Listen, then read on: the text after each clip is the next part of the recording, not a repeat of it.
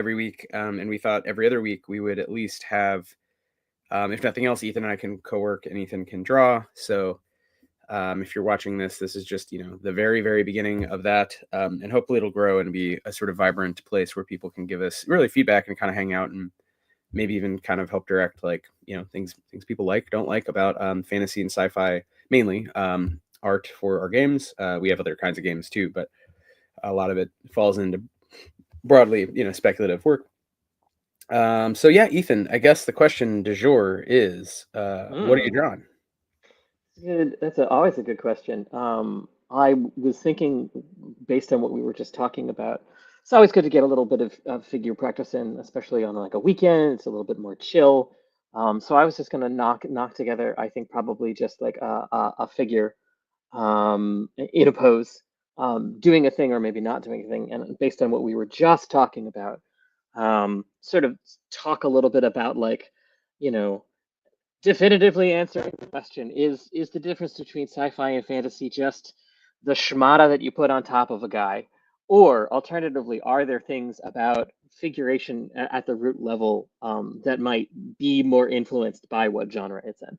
So I thought that seemed like a extremely broad way to draw a fantasy person and then draw a sci-fi person at the same time.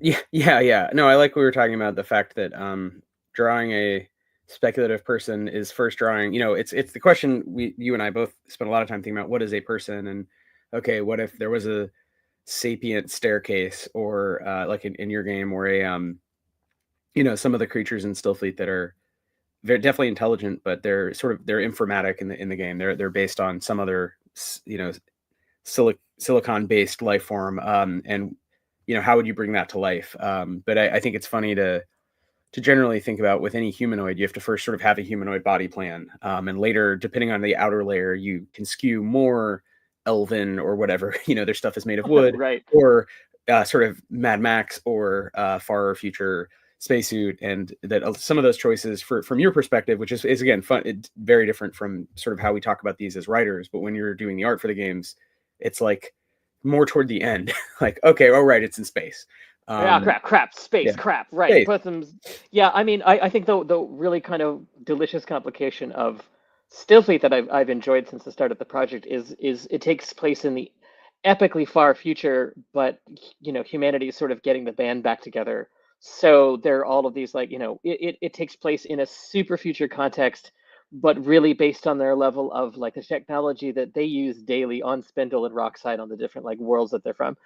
It there's much more of an early modern envelope to what they look like and what they wear. And I tried, I think, to sort of try putting more of those influences in it. I feel like I didn't super press the gas, and like to my satisfaction, I think partly just because we were figuring stuff out about like what does it super duper mean to have early modern sci-fi taking place that far in the future. And there's lots and lots of like sci-fi art like that has been done, especially in the 60s and 70s and in Japan in the 80s, that like sort of looks at those sort of questions from a world building perspective. I'm super interested in it also, sort of like, well, figuratively and like character wise, how does that wind up changing just like base level shapes of people? I think for me also, just because my brief and the kind of characters that I do are very I do very specifically like genderqueer people who could be occupy many different possible places on the gender spectrum depending on the specific character that they are, and sort of trying to be open to that possibility.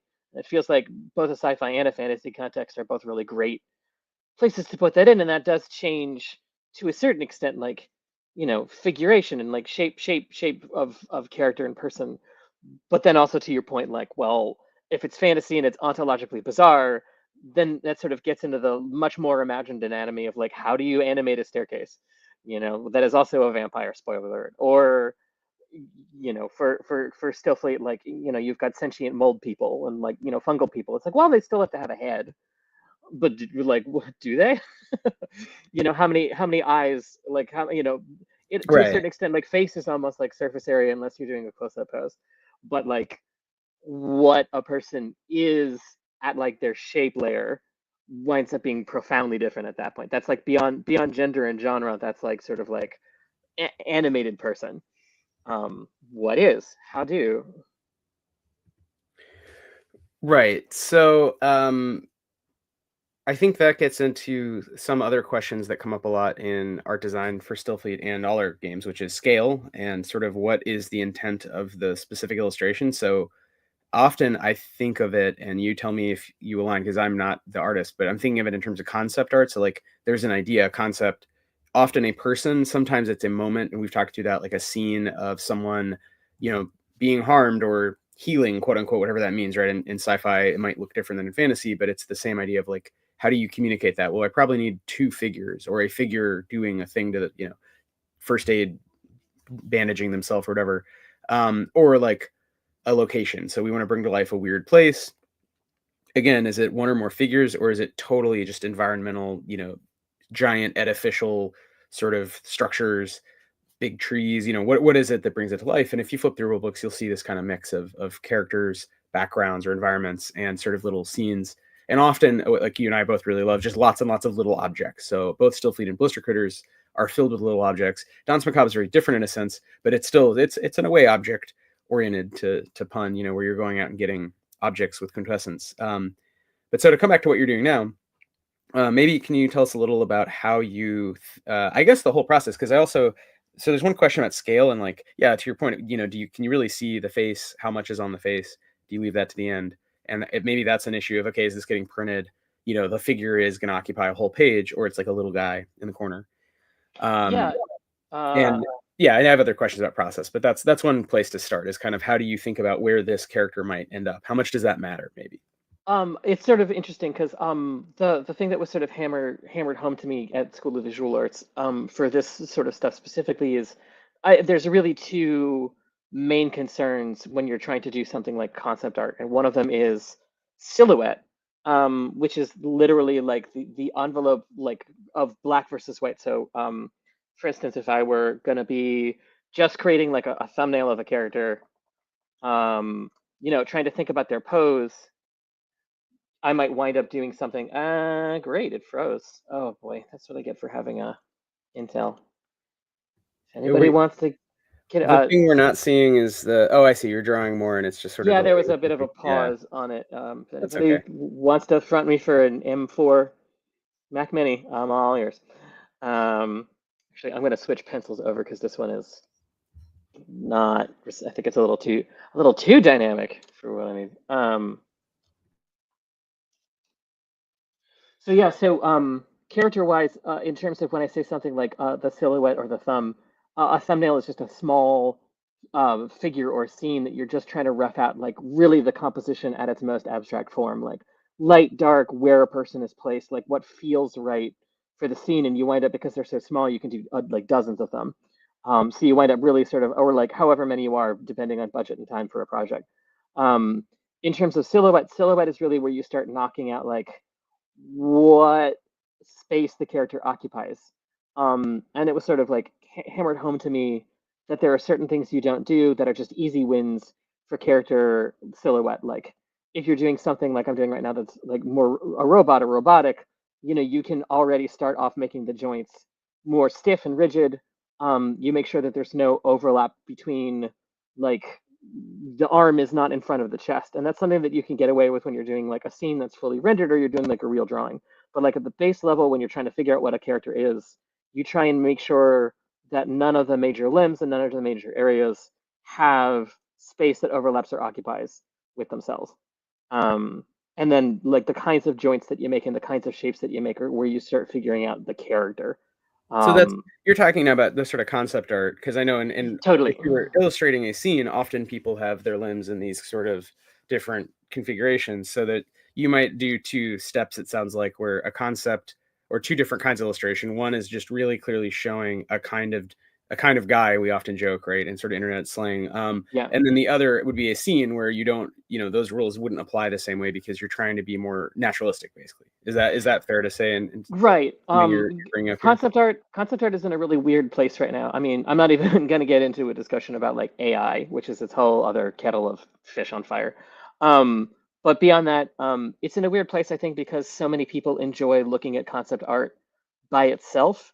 And I think that internally, because like for larger like companies, concept art winds up being like it is its own thing, separate oftentimes from like other parts of the process. So it like has to kind of dress to impress more, I think, than it used to, and more than it would be in certain indie terms. I mean, I personally love concept art. I've talked about this, I think, on Why We Roll and some other places where for me, like I didn't play Dungeons and Dragons for 20 years. I didn't play role-playing games at all. But like looking at monster manuals and concept arts from my favorite illustrators sort of kept me in that world and sort of kept my sort of, I guess, like fantasy imagination alive. So I think that because of, the way that it's easier to share images now, there's a much better understanding of like concept art and what it is. So it kind of winds up being zhuzhed up. But like honestly, at its most workhorse level, the stuff that I'm doing right now, just trying to figure out like, if it's a little jaunty robot guy, how big is like, what shape is the head? What are its proportions in regards Yeah. to the rest of the body? And I would just keep making more and more and more of these until it was like, oh crap, this is I haven't seen this particular kind of little droidy fellow before. I'm gonna go with that. Ethan, we had a question from the team. Tony was wondering if you wanted him to join you guys could kind of talk artist. You'd still be Oh snap, drawing, that'd be but is that fun. Tony, join us. it might be a different discussion because obviously when I'm asking questions, we're going to be talking more about, I think, the games, but it might be interesting for you and Tony to kind of talk about the process of illustration, if that sounds okay to you. Faux show. Cool.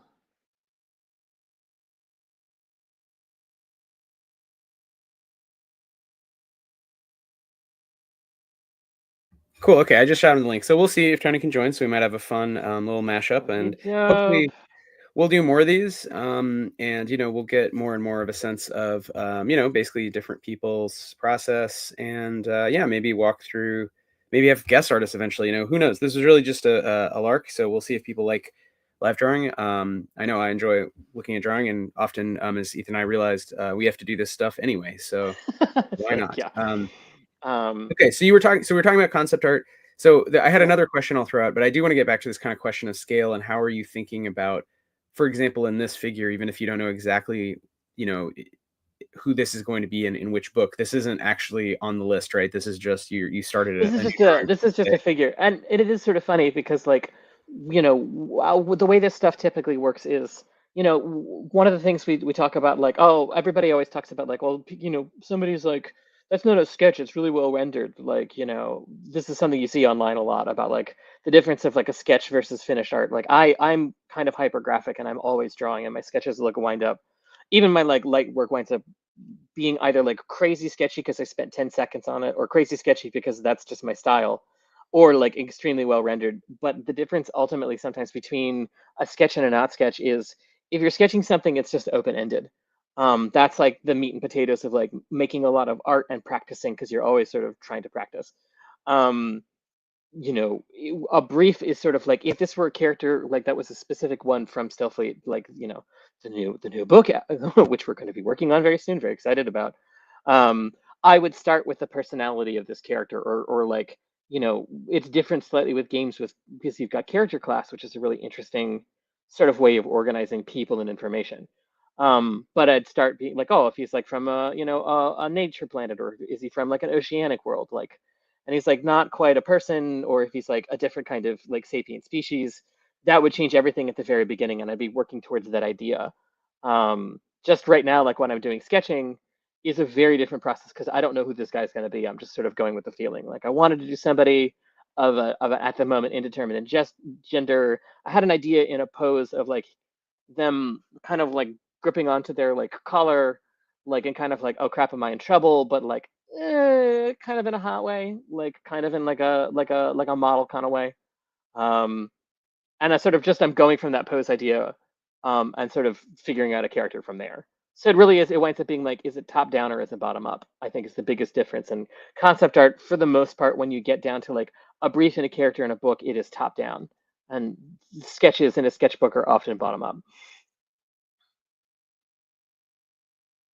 Interesting. So, yeah, I mean, I see what you mean about like, is there a brief, basically? And if there is not a brief, then your process is different because to you, as you're saying, it's more sketchy. It's more tied to maybe a different part of your brain and your hand kind of talking together, as opposed to like, okay, what's the brief for this book? And you might at this point we might even have a sense, depending on where in the process we kick off the drawings. Hey Tony, and we've done this different ways for different books, but Oh, yeah. you may have a pretty specific area to work with. Um, Yeah. I think that being a self-guided practice, like I am at this point now, long out of grad school, and I've been working for a long time, and I think it can be challenging to sort of like, I mean, as proof of point now, I'm working on resting my wrist and being better to my ligaments in my hand.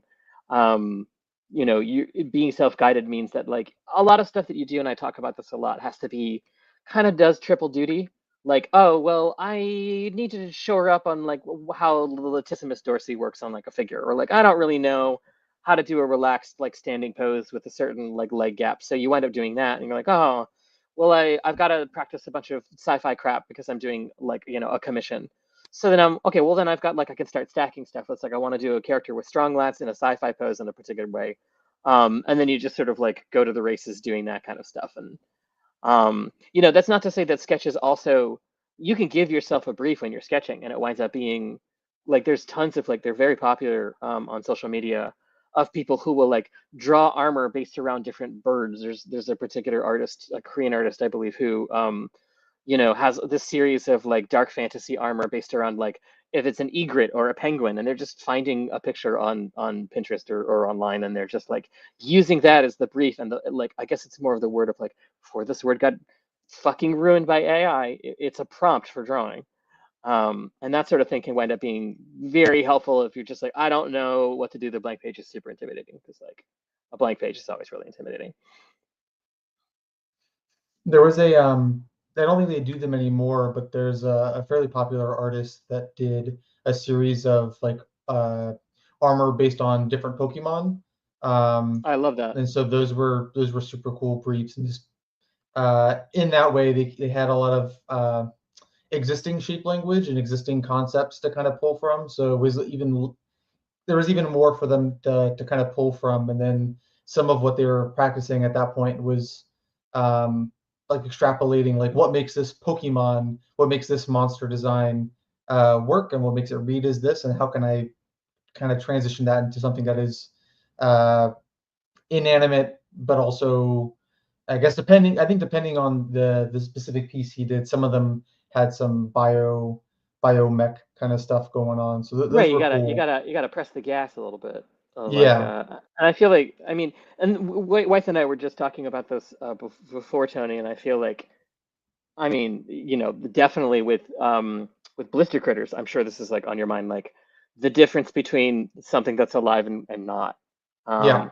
Something like this is almost pretty cut and dry because I was just doing some figure drawing practice in preparation for doing a genre character or a couple genre characters, but like if this were, if it's coming from sometimes Kingdom, the game that we're working on, um, it would be, like it's not just an evil piece of furniture, it's an evil piece of furniture, and they're evil because they're royalists. They're trying to overthrow, the democratically elected government. So it's like, how would I animate furniture to Hmm. show that it would side with like Thatcher's England? Um, you know, I love all the art in Blister Critters because it's like, is this pinball machine going to eat me? The answer is yes. Yes, it is. It definitely is. Yeah. You know.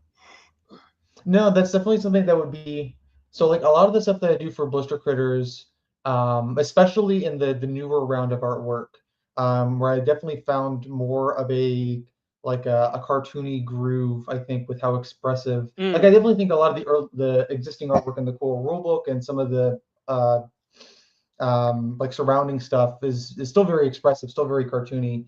But I think that in the newer stuff, um, I think I found different like visual like inspiration for it. And so in taking like a couch, um, I know there's ways that I would go about animating it, but for because Blister Critters has less of that kind, like it definitely has a political focus, but has less of that kind of political focus. I'm not sure how I would translate it. Like a lot of when I'm making the shape language for Blister Critters, and when I'm trying to figure out like how I want something to read, it's mostly animals. But when I do right. some of the glyphs, when I do some of the inanimate stuff, um, my main focus is making it feel like alive, I think, first. Um, and because I think between the two games, Blister Critters has more freedom visually to give things like rubber hose arms, Right. and kind of lean into that. It's a little bit easier on me, like conceptually, to make something look scary. In Blister Critters, I give it like sharp teeth and angry eyeballs, and I kind of make it more angular or more make the pose more like frantic or menacing. But it would definitely be a cool challenge to try and make it do that, but also read as kind of like regal or kind of bourgeois evil. Yeah, and that sort of stuff winds up getting very much into like the realm of cartooning, where it is about acting in pose, like Mm-hmm. the ways that you can make somebody look sneering or haughty, and then like the exercise of like, well, how do I break that down even farther? Like what shape combinations convey Yeah. haughtiness? It's like, I think we're like, oh, I don't like this couch. This couch makes me feel like glum, or like that's a really exciting wallpaper, like Mm-hmm. we have I feel like we have these feelings about objects more than we often talk about, but it's like, I mean, we're not afraid that it's going to come alive and eat us unless your name is Ethan. So, like, I think we all understand, like, when we perceive it, that's kind of like language, but then translating it into stuff and things when you're drawing is it's always this. I think that it's a really fun challenge, and to your point, like, um, Blister Critters is more rubber hose because it's like that tradition, like that American and international tradition of like cartoonified stuff, and everybody who grew up watching that stuff knows that language. It's on like every lunchbox, every toy box, Yeah. every cartoon.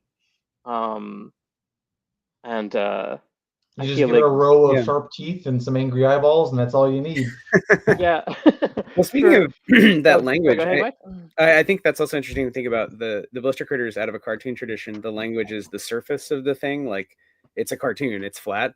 Whereas Ethan, I noticed like you do this when you sketch of like building up a body anatomically, coming from the fine art like figure drawing tradition of like it's got a skeleton with muscles, with flesh, with then clothes or whatever, which is just like it results at the end you're only seeing the outer layer, right? We're Right, not and it's showing x-ray versions of every character, but like you've drawn sort of the, so it's just sort of also a different process it's also what you guys are thinking about, but also like there's a visual depth thing with Stillfleet that's coming out of, okay, they're supposed to be realistic people, right? I always was saying that no, we want them to be realistic, we want to err toward hard SF, you know what I mean? right. Which is very different than a cartoon, right?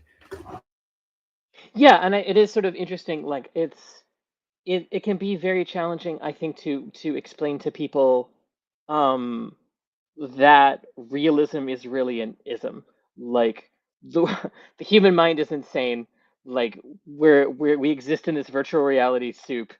We don't really see things in our peripheral vision. Our brain is just lying to us. Like there's all of this stuff that is just sort of like bananas about how a human works.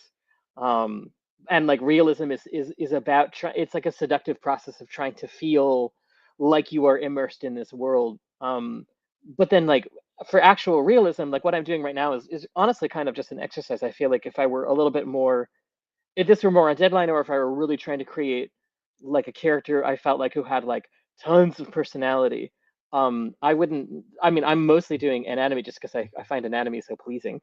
If I were doing it, trying to find like the dynamicism of a character first, I'd start with what's more called constructive anatomy. And I've got my own personal little like takes on that.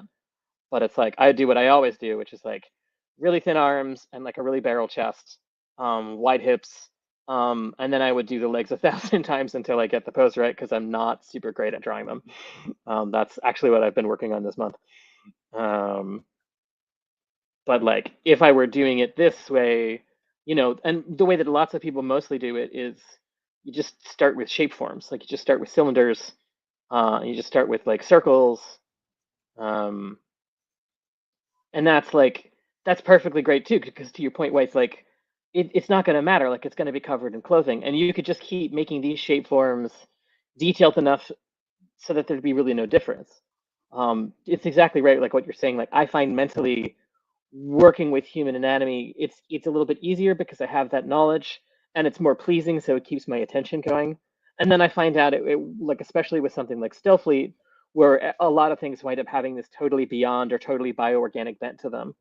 I find that it helps me sort of like kind of think about technology more as like hoses and guts, in addition to like clank tech and like panels and armors, and that sort of contrast between a figure that's very organic and something that's very hard and geometric, like that contrast winds up being very pleasing to look at.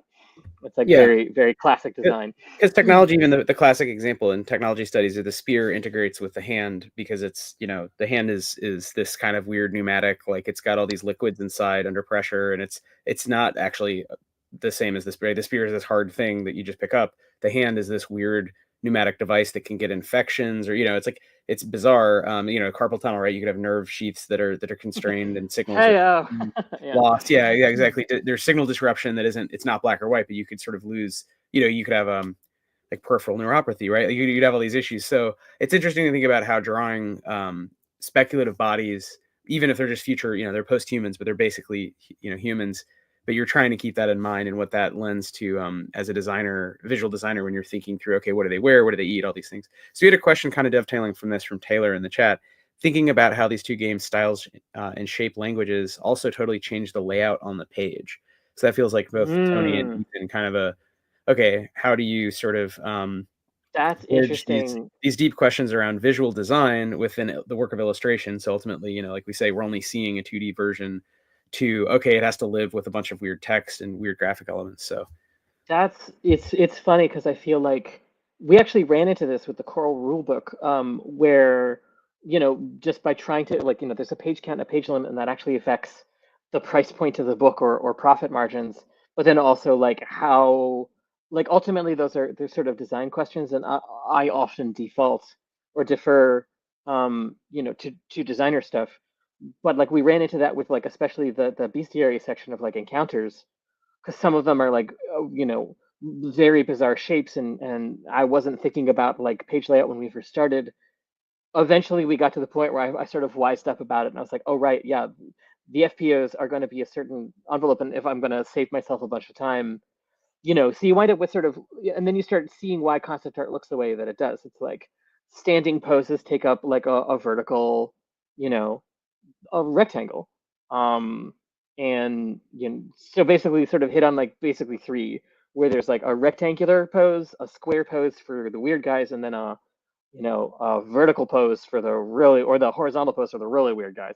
And that simplified the process, but it did ultimately wind up changing the shape language of the creatures a little bit, which until this very moment I hadn't really thought about. Yeah. On the Blister Critter side of it, well, the games were developed very differently, but I think even the newer Blister Critter stuff, like post the rulebook, I'm still kind of doing it where a lot of the artwork for Blister Critters, not on the cards, is done layout first, and then I do the artwork around the layout. So I'm almost doing them in tandem. And I think for Blister Critters, there's probably more freedom in that. Like I have more of an allowance to work in that way. To tie back into just the fact that it is cartoony, and so if I need, like I just finished a page, and I was working on like a video for it. But because the way I laid it out, like the shape itself, the shape of the artwork, like without the page layout, is really bizarre. So now that I'm trying to like showcase it elsewhere, it is not simple. It is not easy because I have this big And like alligator neck that wraps around text, which looks great on the page. I'm super happy and like proud of the artwork. But now that I'm like, well, let me show it off without the layout, like it doesn't work. This specific piece is getting it's shaped to the text, to the layout, which makes for right. good layout, at least in my opinion, or at least interesting layout. But in terms of being able to like market it, it doesn't fit into a square. It doesn't. Oh God, the square thing. No, you're totally right. This is a hill that I will, like, Instagram, and all of these things. They are set up for very specific use cases, and those use cases were originally simply photographs. So like they are defaulting to like, what is it, 16:9.1 or something ratio, or a square, which was the original appeal of it, or like photo format, essentially like winds up being like something that you would see like in an 8x10. Anything outside of that envelope, you know, winds up being truncated or pulled off. And that's their fault for doing it. And they're making us live in this photo space. And I hate it. And it actually really enrages me, like to a certain like irrational level, because they're dictating like, if this is how we're supposed to be communicating with each other and sharing, and I'm sure they'd love it if that's all we used it for, or that's all we did, like that means that they are dictating aspect ratios and assuming certain use cases for stuff. And it's like, oh, well, now it's video. And so then you're pivoting to video. So we can allow you for format for video, but only video. And like anything else and it's still is almost stuck exclusively vertical video. So if you don't want to make things that fit in this slim, I was just having that issue with the alligator beast and the PDF that's coming out soon, where I'm trying to like highlight like the time lapse of it, but because of the form factor that I have to share it in, I can't just do it wide. I can't. It has to be in the 16:9 vertical, like iPhone shape. It's just it's a nightmare. It's not appealing. It's not pleasing. And granted, people do it, but it's always way more hassle for something that I don't really want to be doing. Right. That's the thing. It's like, boy, for we sure spend an awful lot of time trying to do something that they're making very, very annoying to do. Yeah. It's like, so yeah, I guess, you know, ultimately like layout winds up changing a lot of stuff, but then there's also that like with social media that is also layout and aspect ratio. And it's like that draining process of like, I mean, comics have completely changed. If you're doing a comic online now because of the phone by default, you are now doing square formats, or it's turned vertical instead of horizontal. That's a real where the focus is more of like a scroll as opposed to flipping the page. And you know, Scott McCloud predicted that was going to happen a long time ago, and he was ultimately right. But it's also like, boy, that is a huge shift in how you move your like you know, head across the page, and we never really talked about it. It just sort of happened because everybody was trying to monetize.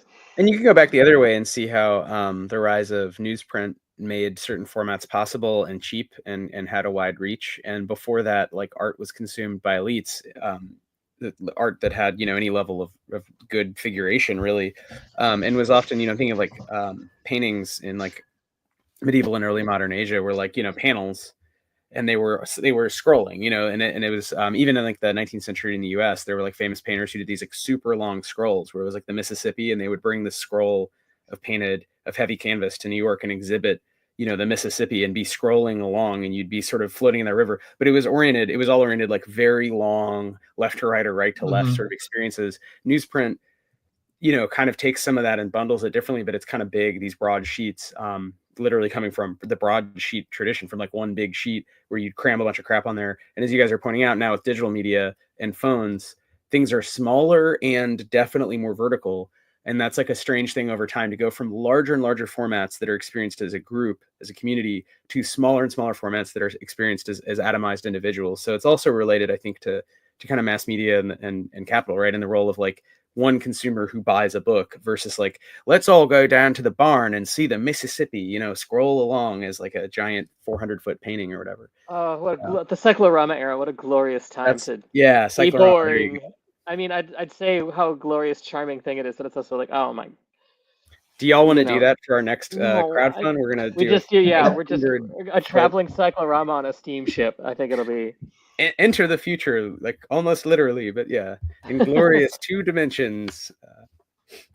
I mean, and Aura Joe Star points out, and also the idea that people expect things to be grasped immediately. There's an immediacy to mass media. So if you buy a comic book, not anyone in particular, but one imagines the imagined like audience for a Marvel or DC kind of comic book. They want sort of immediate satisfaction. They want to get into the plot. Things can't be too surreal, or it falls into sort of the indie tradition. And that's where I personally really like indie comics for that reason. You can get a lot of weird stuff on a page in different formats and different sort of paces. But yeah, with mainstream work, right, you have to sort of communicate quickly. I will say with RPGs, there's a tension there where even though I want to be weird, I also do really want people to get the main ideas quickly, more or less. So I think that is something we've talked about too with Stillfleet, of like, some of these ideas are just impossible. And it's always the joke of like, yeah, Ethan, draw a cloud of invisible nanites, but make it visible. Like, show us how they're working. Right. And you can't see them. Which, from a visual narrative perspective, is like, I mean, it's catnip. It's really interesting to try and puzzle stuff like that out. It like that tension between realism and non-realism. I feel like there is still work yet to be done, and it's hilarious that I'm just straight up drawing a human figure while we're talking about this. But like, I feel like so much play in terms of shape, form, and like figuration, because there's such long traditions of those things, like well into the late 20th century, and even today now. Like, I feel like there's a certain amount of literalism that we're hitting with, partly just because it's my own predilections, and partly just to your point of like, just like, fuck, it has to be clear. Like, it's people doing something. But like, I do feel like there's like an opportunity to like increase the dynamicism of shape language, for trying to like show that stuff. And it's so funny because it's like, I'm coming from a theatrical context mostly, where it is like, if somebody doesn't know, I this is back, I guess, 2019, something like that.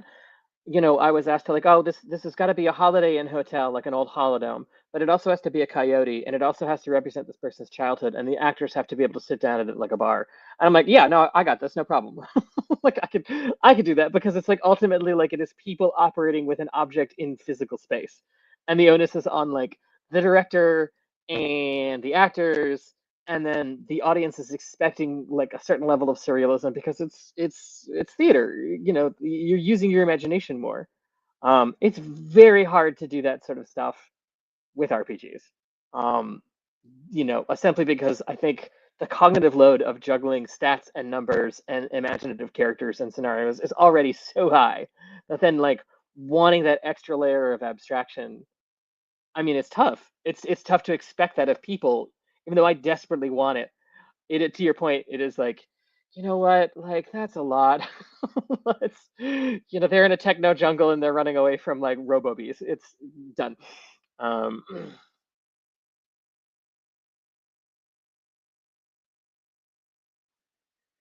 Yeah, Tony, I don't know if you have any thoughts on that too. Just the limits of representation, even in a cartoon setting, right? It's like, how much do you with your work go back and say, yeah, I mean, I love it, but I want to make sure people get that it's an alligator who's fire breathing, who has a toy like Lego hand or whatever. How many like things, Yeah. how many Jenga tower things can you stack visually, especially, and maybe this is again a question for both of y'all. How much of it is that scale layout problem of, well, are we talking about a page, a cover illustration, or is it like a quarter page typical quarter page or spot like little guy, and in which case it's going to be small, you know what I mean? It's going to be printed relatively small.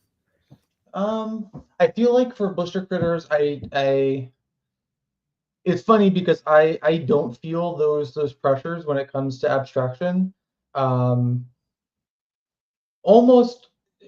I guess I hadn't really thought about it, but if I had to pinpoint why, it's probably because a lot of, I think, the humor or the enjoyment that I get out of Blister Critters is how like almost satirically literal it is with the abstractness of it. So like, it is an alligator that breathes fire and has a computer tail, and that is how I am going to draw it.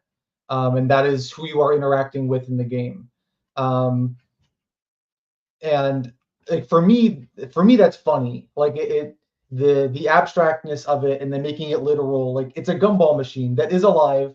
It has a personality to some extent. It shoots gumballs out of its little gumball dispenser, and then eventually it'll just die and return to inanimacy.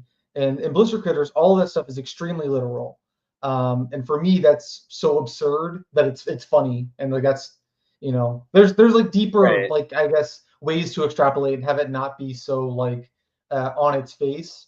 But that, for me, the top surface of it is what I get a lot of enjoyment, is just like, yeah, I don't know, it's crazy. Like, this is the really wacky thing. There isn't, like, you can read into it and there is stuff there, but realistically, no, I'm just drawing like if he brought that prompt to me, like, make it a house, make it like an inn, but also it's a coyote, and also this, I would literally draw like just this weird mangled mess, and then that would be, in terms of translating it into Blister Critters, that would be like kind of Yeah.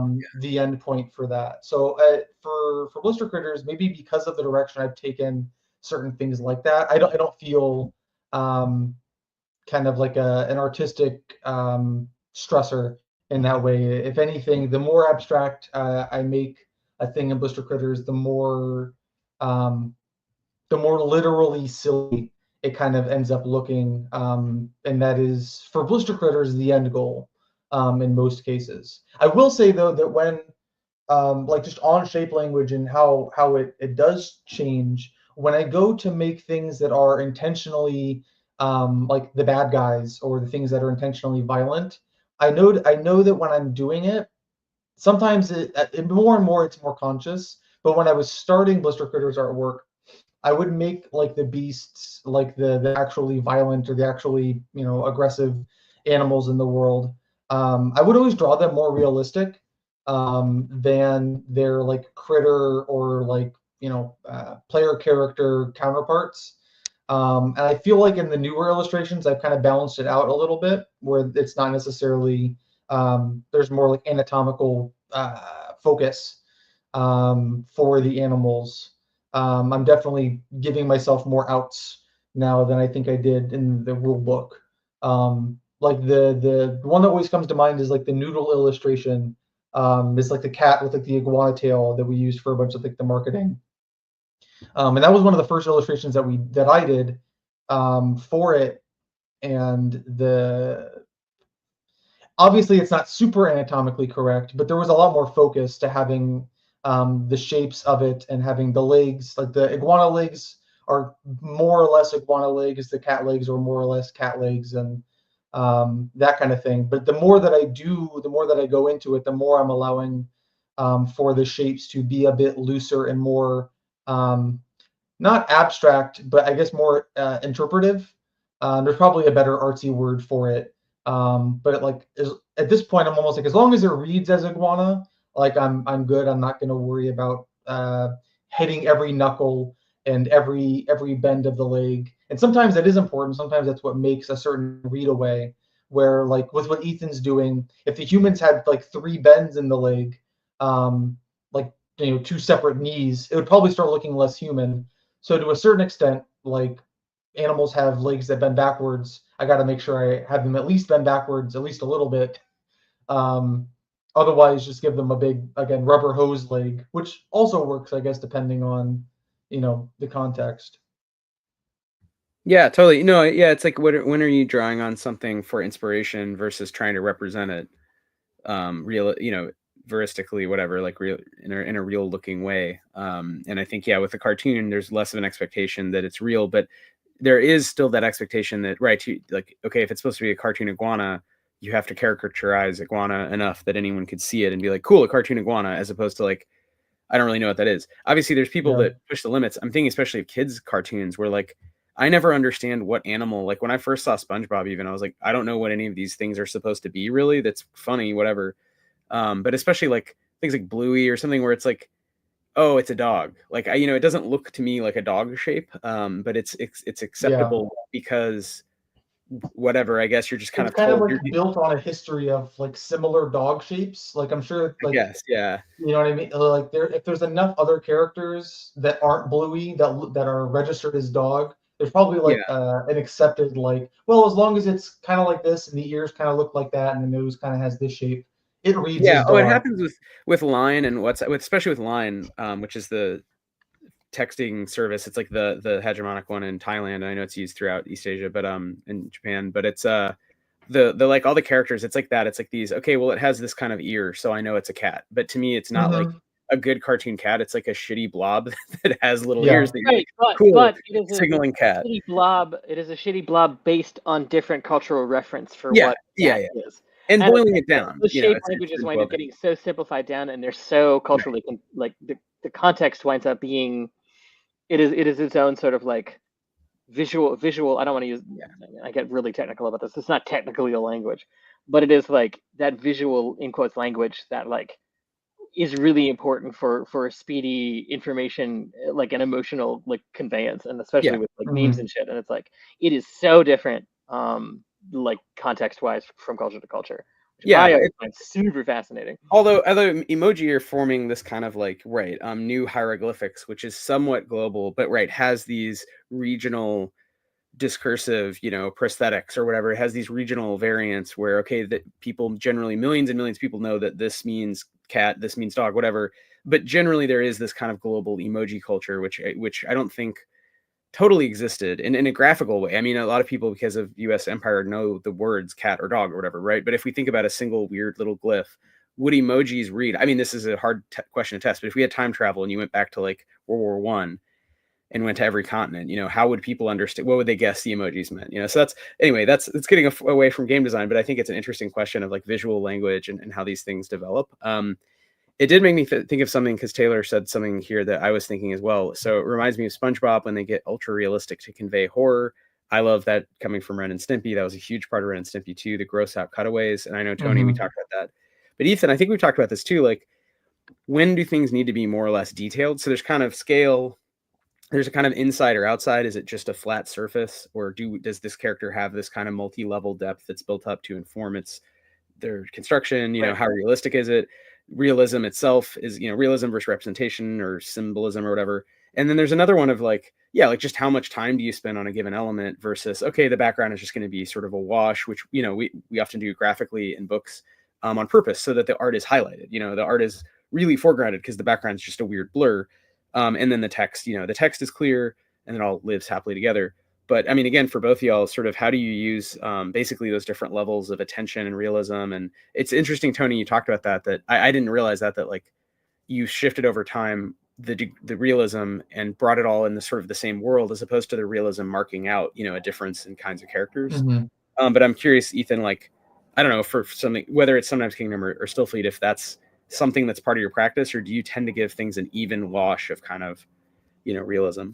I think I'm trying to be a little bit more flexible these days. I think that for a long time I was sort of like a drawing kind of needs to be 100% like what it is. And because I like, I tend to think more in line than in volume, but I love volume. So it was sort of like, well, this is the challenge of this is a skill I want to learn if I want to do that thing. So then I did. And then now I'm sort of at this point now where I'm sort of giving a little bit of pause of like, I think I'm liking more and I've been thinking about this for the Sometimes Kingdom specifically because it is a world that is basically like this pastiche world. It's like a bricolage world of like all these different influences, and they're very open about it. Of starting to like think about like, well, artistically, what would that look like in a way that doesn't take a whole jillion hours to draw everything? And I like, it's not really what I'm doing at this very moment, but it has gotten me thinking a little bit more about that. I think there are certain kinds of like real isms that I default to just because they're quick shorthands. Um, I think that like there are certain, what's the word for it? I think when people look at classic art and illustration and they see, this is what I mean. It's like a good realistic drawing. I think people don't necessarily understand just how much license like has been given in terms of what that figure looks like. It's like if you draw a person exactly like they look in real life, it's actually quite boring. When we think about, oh, we're drawing somebody realistic, we're drawing them based on like a 1/1000 snapshot in time because we're used to seeing photographs. And that was relatively new technology, and that's not how people used to be drawn. If you go back a couple hundred years, what was considered a very realistic person was something that looks very dynamic and different. Like, and it's like the proportions are heroic. There's lots of stretch, and even today with like even classic 70s illustration, like they are taking so many licenses with anatomy and perspective and doing all of these little cheats to make it look more interesting and to make it look more exciting. If the brief is to make something look exciting, if something has to look contemplative, then the lines have to be more contemplative. If something is supposed to like suck you into this world and make it a world that you want to like spend time in and buy the soft cover of, then it's sort of like, well, the art, like there are traditions of realism that let you do that, but like there's still just a lot of like artistic license that's being taken with that. So I'm kind of at this point now where I'm sort of just trying to personally for myself decide like, well, what are the real isms that I like across a lot of different media that I want to start porting into stuff? And like, what are some things that I want to start being a little wilder with? Yeah, I think it's sort of an ongoing process to try and figure that out. Right now, for instance, like I'm just being very hasty with the clothing on these characters. If this were not just like a quick live draw, I would like probably like get some clothing references, and I would like make much more deliberate decisions about silhouettes and cuts of like the literal outfits. And again, I don't think that that's better or worse than any other kind of like drawing. It's like just I think that creating those like mental simulations for me and then messing with them is very pleasing. So that's why I do it. I would like to eventually get to the point where it's like I'm sort of thinking about this stuff dynamically in real time without creating them a cat. Thinking about the clothing and the figure and the shape of the form and Yeah. all of that stuff sort of at once. But I feel like that's get back to me in 2 years. Well, that might come to with the brief too, because when we really relaunch, kick off the relaunch for Stillfleet, I mean, there's lots of we really should identify more specific needs. We already have in a large part, so I think this probably for future ones we should pick specific things we actually are going to publish for sure. These look cool, and I think these could be the basis for some sort of illustration. But it would be a question of then back matching, like, okay, what do we need onto this? And yeah, I mean, we could talk about this for each game, kind of how do we like figure out what goes in. It's a little different, Tony, because you're often basically doing that yourself as you go with art and layout, versus the rest of the books where we're kind of breaking up those tasks more discreetly and kind of having those conversations separately. Okay, how does the layout going to look, and where does what art goes where? Yeah, like even with especially because we're doing a lot of the Blister Critters stuff. Right now we're kind of doing them in like chunks of new content or of new rules. Because I'm doing art almost based on layout in most cases now. I don't know what's like needed. So like I didn't know that I was doing the alligator like computer beast thing until I had kind of the shape of the layout, and then I sketched it on top of it. That is a way to work. It works for me. I think there's a lot to be said for like, well, we need like X things and we know that we want this done. That's just not how it's worked out for me so far. When I did do Stillfleet work, it was that, right, where it was like, well, we need like these 4 or 5 drawings and here's the kind of brief for them. So like I can work that way. But I think because Blister Critters has a much higher focus on like reading as dynamic, and like between the page layout, the literal text on the page and the words that you're reading are a bit like goofier and a bit more lax, but also the artwork tends to like to kind of tie it into like what gets detailed and what gets kind of left for like a bit looser illustration. I think so. Like one of the big shifts in the Blister Critters artwork has been a very direct intention to use Ed, Edd n Eddy and that art style as a direct reference point for how I want to render a lot of work, and most specifically the backgrounds. So like being like a background artist on a cartoon show is like its own whole cool thing to do. But a lot of like cartoons and a lot of shows have like really in-depth like fan bases. And so for Ed, Edd n Eddy, there's like a whole website dedicated to just cataloging the background paintings. And you can just look at them and kind of zoom in and like study them. But like I wouldn't say that I've done that amount of work with it. But the backgrounds for cartoons, and because Blister Critters is a cartoon, are usually pretty basic, I guess, depending on the cartoon, and especially if I'm trying to emulate some of the Ed, Edd n Eddy vibe. The foreground characters are outlined in black, and they're colored and detailed and moving around, and the backgrounds are 2 or 3 colors where the outline is like maybe just a darker shade of kind of a wash. And for Blister Critters, that really works because it kind of, I guess, tying it back into the previous conversation, it gives a lot of like cultural understanding of like, oh, when artwork has this kind of background and this kind of general shtick to it, it reads as cartoon. So that's really helped for Blister Critters, where some of the illustrations in the core rulebook aren't really set up that way, where when they do have backgrounds and when they do have more of a environment to sit in, they are almost given all the kind of same amount of detail and the same amount of care. Where now, if I'm putting something into an environment and stuff isn't necessarily in the foreground, it's getting a quick, loose like scribble, an intentional scribble, but a loose scribble to show off this is a bookcase, this is a car. and then, between color and composition, I'm making sure that the focus is the character. But again, that's kind of what makes sense for the cartoon. If I was doing something that was more akin to like sometimes Kingdom, then there would be like a greater focus on maybe further rendering out like environments, so that it didn't feel necessarily like flat or weed cartoony, I guess. Yeah, the sort of having the overarching framework of Blister Critters be that it is cartoon, it is specifically cartoon, is such a great hook for that kind of thing, because it sets up like, you know, cartoon worlds as they've traditionally been understood, like have these weird esoteric specific rules that were worked out over like 100 years.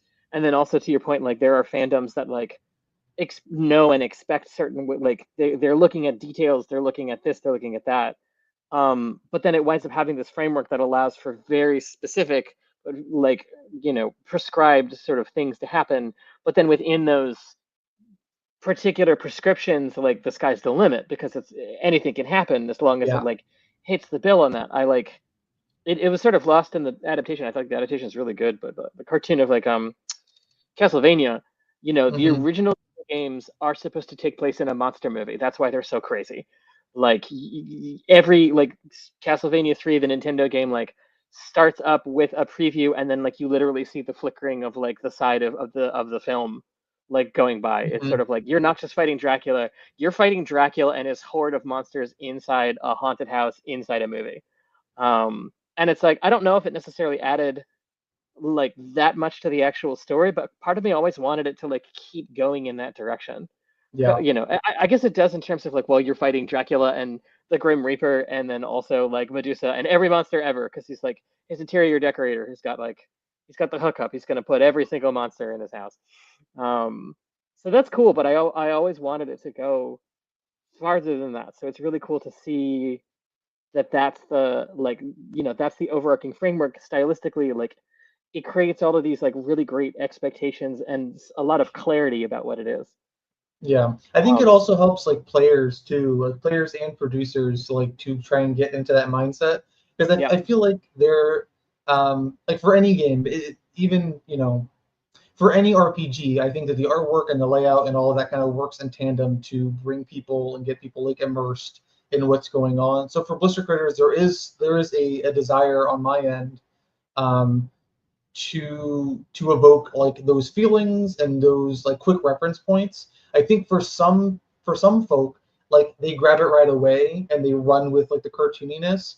But I think it is seeing some of the artwork and some of the way that it is put together, where people are like, oh, okay, like if the artwork looks this way, then I'm probably more free to do like a wackier thing or to act out in this specific way. So in some ways, the art style and the way that things are to the, I guess, the far forgotten question, how detailed do we make things? Some of that just comes down to like where do I want people to, when specifically for the RPG aspect of it, what do I want people to like to get from the artwork, and how do I want that to inform their play? Like if I can guide it in some way. Yeah, I think that's really well said. I think the question of this is going back to the beginning and the uses of the art and how it's different, because I know, Ethan, that's something you and I have talked a lot about, is how is this kind of art, is it or is it not concept art or illustration, or just different from sort of fine art or art you would draw for fun versus as part of a game manual. And so, yeah, all these questions of how much detail, what kinds of detail, how many layers, how they integrate into the background, scale, this sort of realism, symbolism. I think we've identified like a bunch of things that will probably come up basically in different ways when we have on different artists and do different kinds of live drawing. But just want to say this is looking really cool, Ethan. And we also are at about an hour. So I think one question is, there's a couple questions. One is kind of, how would you imagine, using this, this to me is looking Stillfleetian personally, but maybe in your mind it is for, okay, cool. That's what I was going to guess. Because it definitely, we didn't get to the time of it, but I wanted to try and like do a contrast of like different shape languages and sort of like see the kind of like bioorganic armory stuff of Stillfleet, like a Rocksider in Stillfleet, I think that this would probably be like a character like pegged to a specific, colony world. I don't think that this isn't really reading to me like like somebody on Spinside on Spindle, the mega space station where the ruling sort of party and where most of the action in the game happens. This seems like somebody who's like a bit more situated in like a very specific biome. I don't think that this is like, I don't think it's for Karita.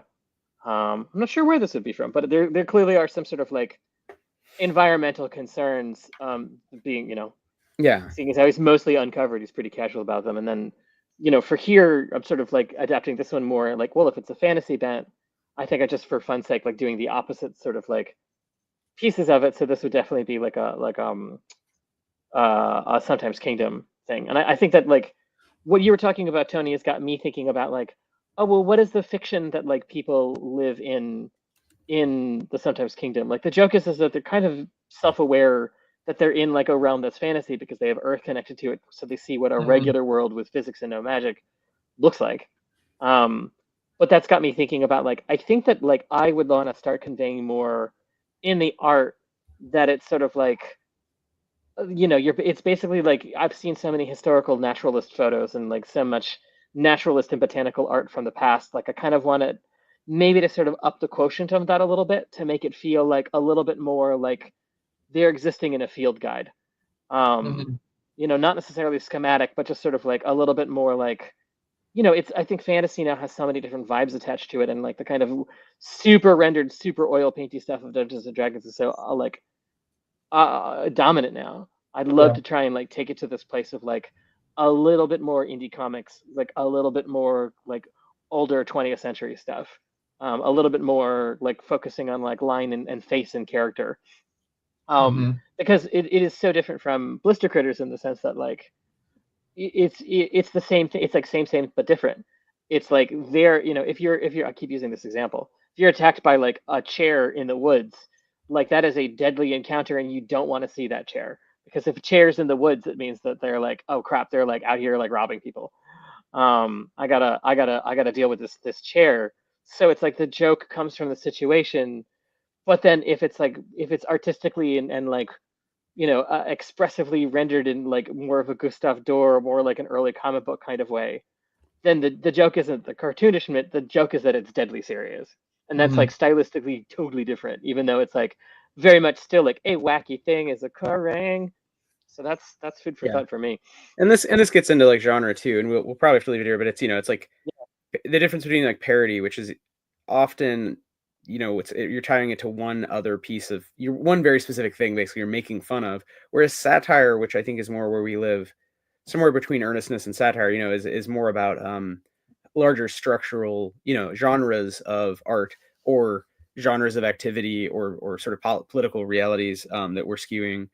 And I think sometimes that's one of the questions for the game development too, is like, what is the game really about, both in the sense of like the player experience in the game loop, which is what we focus on, but then also I think we get to these places of like, okay, it's satirizing something specific about the real world, and it's taking it in this really weird, wacky direction. But like with Blister Critters, it became obvious to me that it was like satirizing sort of overconsumption and just like making tons of cheap crap. And like, what if that sort of was how you were seeing the world because you were a little guy and there was an apocalypse, and so you sort of need to sort through all the remains of humanity, not as a political project in the sense of like, I'm going to be critical of humans, but just like they're gone and you need stuff, and some of it's useful, some of it's not, some of it's alive.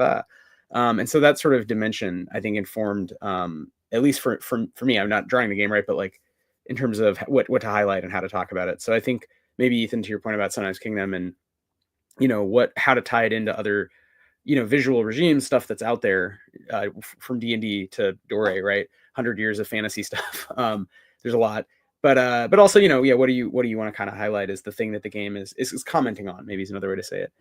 So that's something I think we can work out to some degree here. We can also look at the future of Stillfleet with both of y'all, obviously. But Ethan, leading the charge of like, all right, we have some new books we're planning on doing. I will say for these particular pieces, I just want to plug potentially they might make sense as Terrans, because we have sort of a chapter that we ended up not including in the core rule book, but we were thinking would be in the next, in the void, in the Refactor's handbook. But now I'm thinking it could be a good starting off zine for Stillfleet. For if we're going to do sort of monthly zines and rotate through games, maybe we take all the rules for sort of Terran stuff and try to boil it down and make it not too long, have some wilder art, and think about, okay, well, there is this place where people still are, and they just generally don't have the resources of the company, but there's a lot more of them than any of the provinces. So, it's more sort of more the Mad Max vibe is always what we say internally. It's radioactive and dangerous, but there's still somehow tons of people and gives us another sort of space to play in. So, we have one last question from the chat. What if calves were twice the size? And there's gnomes too. So we're going to come back to those. Those are great provocations. Any final thoughts either in the chat or from Tony or Ethan before we probably sign off? And then we'll just do it again every 2 weeks, maybe hopefully forever. Hopefully we still have a company. So, gnomes are a reference to Terra. Yes. Yes. There's plenty of things I'm calling elves and gnomes and stuff for size. But we will figure all that out. Anything else y'all want to discuss that we didn't really get to today? Anyone had any sort of burning questions for Ethan or Tony, or things you want to see? Also, tell us in Discord. So just gonna throw it out there. Ethan, Tony, thoughts? Yeah. One thing I didn't really get to these drawings specifically because it wasn't the main sort of thing. I always love hearing about people's ideas for genre fashion, things that you found, things that you've collected. Definitely hit me up on Instagram at Spectral House or us on Stillfleet or in the chats for these Discords. I want to hear more about genre fiction fashion. So just putting it out there into the world. Cool. We love speculative fashion. I think speculative fashion is a thing. I know in bio design it's a thing, but I feel like it's not maybe as mined as, writing novels or comic books, right, about sci-fi settings. So it'd be interesting to think about fashion, as a thing, not a thing I don't really know that much about, but I feel like, again, that could be maybe it's worth, we'll eventually have some weird sort of fashion catalog or something from the You heard it here first. Yeah. Tony, anything you wanted to add, or should we close it there? Yeah, no, I enjoyed talking with Ethan and watching them put together. I'd like to do this again in the future. So yeah, hopefully there's more time, more space. Oh yeah, there's always time. I mean, really, this is just I don't want to overburden everyone with tons and tons of streams until we we'll get the ball rolling. I think biweekly, right? I mean, if people want to see more, let us know. We'll try to do more. But for now, we'll be back here in 2 weeks, and we'll rotate through the art team and bring questions, bring suggestions, and we'll try to, we live to please. All right, y'all. Thanks a lot. I'm going to close down the stream. Thanks again to Anthony Grasso, creator of Blister Critters, and Ethan Gouldini, creator of the Sometimes Kingdom and lead artist for Stillfleet. We're out here at Stillfleet everywhere. Bye-bye. Peace.